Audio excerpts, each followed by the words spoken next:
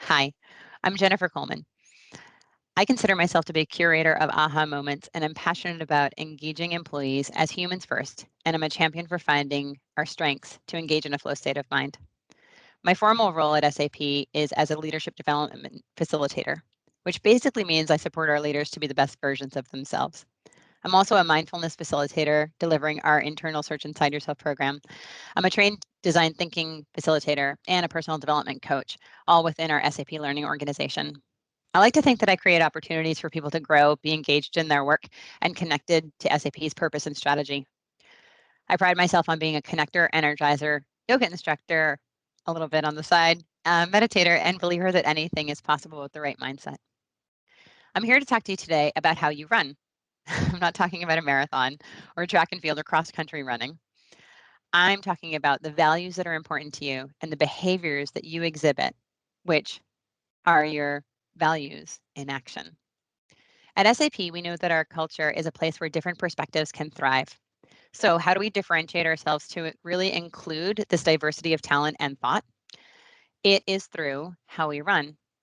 So, how we run is a set of values and behaviors that our employees defined back in 2015 that still rings true today. We asked our employees back then, what does SAP look like on its best day? We listened to their voices, we listened to their thoughts, and we listened to their input and came up with 5 statements that truly captures the spirit of SAP. We keep the promise. We tell it like it is.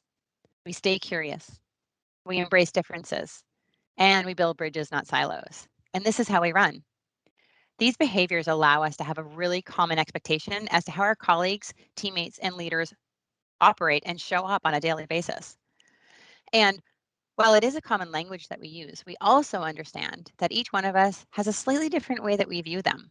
Kind of like how many people speak the English language, yet we have very different interpretation of the same words. So let me give you an example. Keeping the promise for our database infrastructure for our cloud products might mean 99.9% uptime. Failing there is not an option for our customers. This is keeping the promise. However, on the innovation side of our development, we encourage failure as a way of keeping the promise to our customers. If we don't try new things and fail and learn, then we will never develop innovative solutions for our customers. So, depends upon the view of this behavior. At its core, though, it's still keeping the promise. At SAP, we encourage everyone to explore these behaviors to know what they look like and feel like for themselves. And I'd like to give you a little bit of a taste of that today. So let's start with keep the promise. At SAP, we have a long history of solving really complex business challenges. And that's why our customers trust us. We work as one team to constantly earn this trust, delivering the best outcomes in the simplest ways possible.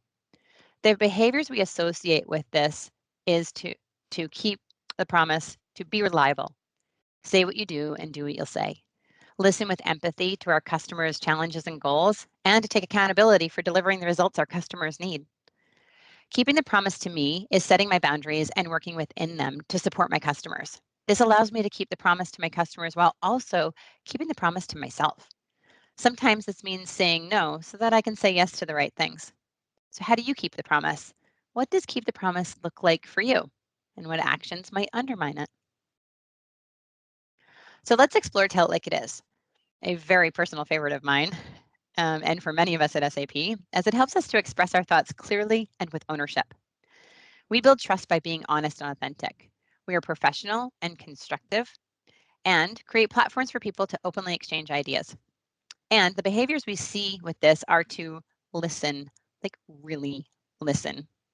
We like to put the facts front and center and bring suggestions to the table along with opinions.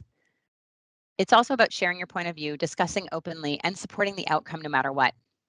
When I tell it like it is, I actually state it outright. I need to tell it like it is. I have concerns about this idea. Can we explore it more so I can better understand it? I call this labeling my behavior. I tell someone I need to tell it like it is so they can respect the transparency of my message. So, how do you tell it like it is? What does it look like for you?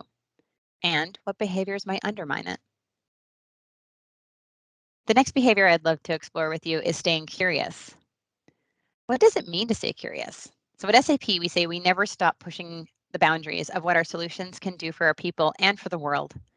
We are always improving and adapting to stay ahead. And to do this, we need to be willing to see change as a chance, to innovate without fear of failure, and to be humble and to never stop learning because ideas come from everywhere. I know you're not supposed to have a favorite kid, but I do, and stay curious is my favorite.